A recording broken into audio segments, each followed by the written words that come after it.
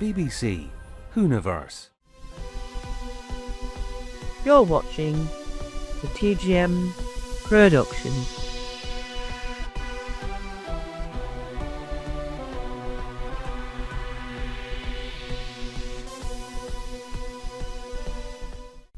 Whovian News! The news show where I speak about Doctor Who news. Today's news comes from the 30th of April 2026 on the Doctor Who official website. The countdown to Circuit Breakers starts now. Doctor Who Circuit Breakers, but I didn't really think I needed to say Doctor Who.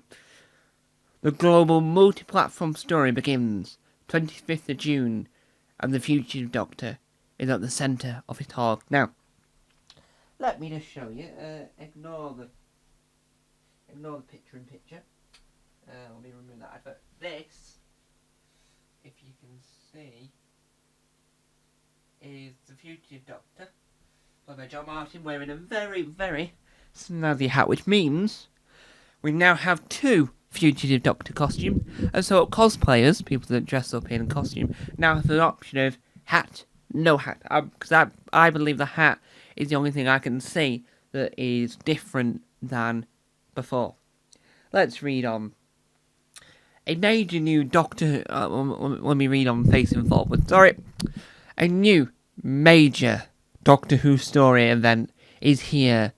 This time, the threat is closer than ever. Following initial revealed last year, BBC Studios unveiled new rollout details, story elements, and artwork for Circuit Breakers in the latest episode of the Whooniverse show, which is our online sort of Doctor Who fan show reboot type thing, on the official Doctor Who YouTube channel.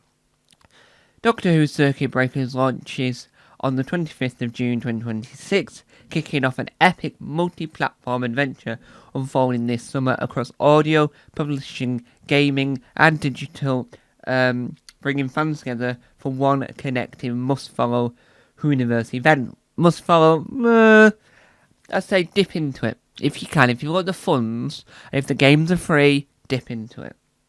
But I wouldn't say it's must, because it can get expensive, because I know that Time Lord Victorious got quite expensive with the amount that it was doing, and I'm not too sure about Doomsday, but I think that this will be popular, but it depends on how much it is.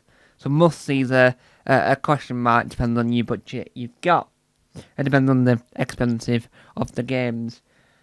So, Circuit Breaker will bring together long-standing Doctor Who partners, including Titan Comics, Doctor Who Magazine, BBC Audiobooks, East Side Games, Puffin, BBC Books, and Big Finish. Each delivering a unique chapter of the story across the summer. Fans can follow every twist via the Doctor Who website and official channels on the Whooniverse show, with the first chapter of the epic story launching on the In-Universe Unit website on the 25th of June. Synopsis. In the depth of Unit's most secure facility, the Black Archive, familiar objects have been pulled through time and space, surrounded with dangerous energy, signature threatening to tear reality apart, with the running out newly appointed head of Black... Osgood. No! It's the first time I read this synopsis in my hand, but no, not Osgood. Right, if you've got to use Osgood, you've got to have her in the TV show, you've got to have her in Unit, or else no. Right? Osgood doesn't work as a character if she's not in the main series, right? She can't be in a spin-off media and then never be mentioned and never rock up in any Unit-based media, not the War Between the Land and the Sea, not the 60th anniversary, not any time Unit has appeared on TV, Osgood's not there. The original Osgood's dead, this is Zygon Osgood. Have they forgotten about that? But where is she on screen? I'm not having it, right? I think that's a bad move from the BBC and from Doctor Who. That's a bad move, right? Osgood's a good character, but you can't have Osgood interact on a multi-platform event, right? Yes, they brought back Ingrid Oliver, so that's good. But you can't have a multi-platform event with Osgood in it if she's not going to appear in the TV show? If she's not going to be mentioned in the TV show, whether or not that's Doctor Who or the War Between the Land and the Sea. So, that's a bad move from the BBC, because you've got to include her in the show, otherwise new fans are going to go, who's Osgood? Well, they'll go back and, oh, that's Osgood, but why is she not? You know what I mean? It's ridiculous. Osgood, played by Ingrid Oliver, and her assistant Andrew Omar Douglas, turns to the only person who can help, the Doctor, Joe Martin. This is no ordinary crisis, and not the Time Lord they are familiar with, as the Doctor confronts her most infamous enemies, such as the Daleks, Cybermen, Sontaran, and a rogue Weeping Angel. She is forced to complete a mission with INSIDIOUS.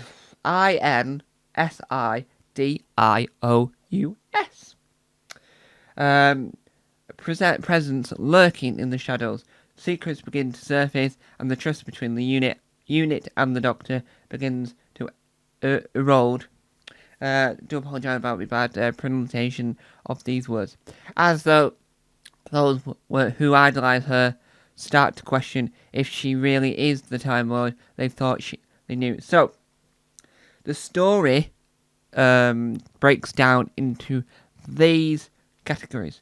25th of June, Calling the Doctor, unit website, written by ESMIE, space, this is the last name now, Ichibak, JIKIEMI dash Pearson. Do apologise for spelling that out, I didn't want to get it wrong. On the 8th of July, we have the Adverse of the Daleks, Titan comic, written by Duncan M. Monte and Dan Waters, with stunning art from Robert INGRANATA and Sami KIVELA with, I'm going to call it umlaut, but it's not an umlaut, is it? The two dots at the top. I'm going to call that an umlaut, but it won't be an umlaut at all. I think an umlaut, I'm not too sure what an umlaut is. I assume the umlaut with the dots, but that might be a German thing. Or it might be a Danish thing, I'm not too sure. So I do apologise on that front. On the 23rd of July, the Houndus Society, the Honours Society, sorry, that's a bad pronunciation from me. Doctor Who magazine, issue 632, written by Jason Quinn and illustrated by Anthony Williams. 30th of July, The Deadliest Weapon, BBC Audiobooks, audio original, written by Stephen Loynes, narrated by Joe Martin, with David Banks as the cyber leader. He's returned! Da, da, da, da, da. Hey! The 4th of August, Dawn of the Daleks, Titan comic. 4th of August, Dawn of the Daleks, Titan comic, written by Duncan M. Monterey. Sorry if I mispronounced your name. And Dan Waters, with stunning art, art from Robert INGRANATA and Sammy KIVELA with the little dots at the top. So they've had another go at doing that.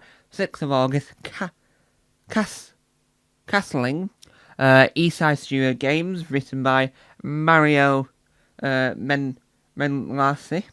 Do apologise about mispronouncing the name.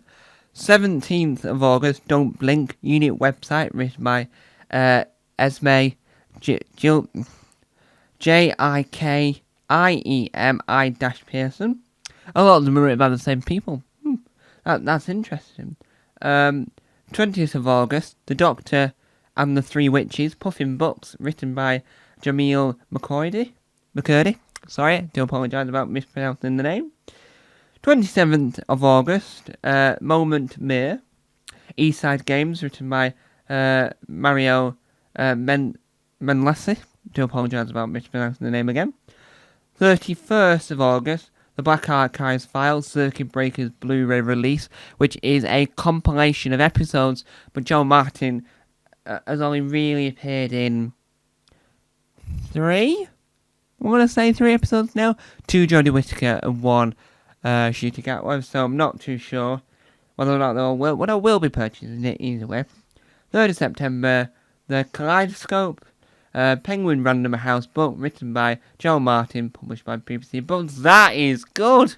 Joel Martin gets her shot at writing her own book, and that's what I like about it. They've given Alex Kingston her shot at writing for River because they trust her, and I think that's what you need in a good character in the world of Doctor Who. Is when they want to write a book, get the actor to, because the actors then can work on what they want the character to be going forward. 22nd of September, Full Circuit, Big Finish audio story written by Robert Valentine, who's a cracking person. I've interviewed him, he's brilliant. 24th September, Short Circuit, 2 Big Finish audio stories, including Battleships by Alex Hewitt and Get Rich or Die Trying by Alex Hewitt, from a story by Natasha Siegel. And here we go. And then we've got a preview of what people are saying, which we don't need to read all of this, but I think, without dropping my phone, I think Joe Martin's comment is worth share. Circuit Breaker has an official start date. I'm delighted for fans to join the Fugitive Doctor on a brand new adventure, one they may even showcase a more vulnerable side. Yes, she does have one, but for now, I invite you to take a first look at my brand new comic costume, and obviously the image that we saw at the beginning, and the image you will see in the thumbnail, because well, you won't see in the thumbnail actually, because it's Whovian news. So overall, I think it's a good idea. Apart from Osgood, because you've got to include her in the TV series to include her in this spin-off multi-platform media. Are the games going to be free? That's the first one. I think if we cheapify this, so the games are free, but have in-app purchases, and the comics are cheap, the DVDs cheap. If we have a lot of it cheap, people will be able to invest into it. Unlike Time Lord Victorious, which what I love about Time Lord Victorious is that a bit of the story was a t-shirt, and that was cracking. The escape room for Time Lord Victorious was brilliant, and apparently they've updated it and removed Jodie Whittaker from the escape room and added Shooty Gatwa. Same escape room, just different voice you get at the beginning. I think that's a cracking idea. So you can keep the escape room going for as long as possible, but you just have a different... You have the newer Doctor in it, so that it can be just rotated. Jane logo in the poster, and you've Bob's your uncle. That's brilliant. So overall, I think that's a good idea. I'm not overly into the multi-platform stuff. I would be, but I do think it's slightly on the more expensive side. So there you have it. That's been Whovian News. I'm your anchor, Tom Mason. Bye bye. I'm gonna walk off this time.